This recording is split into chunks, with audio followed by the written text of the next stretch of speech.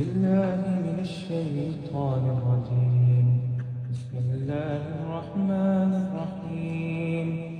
الحمد لله الذي أنزل على عبده الكتاب ولم يجعل له عوجا قيما لينذر بأسا شديدا من لدنه ويبشر المؤمنين الذين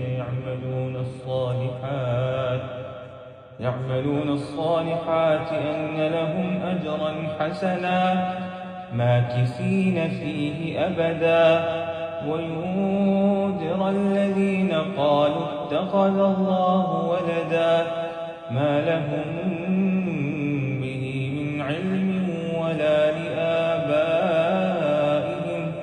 كبرت كلمة تخرج من أفواههم إن يقولون إلا كذبا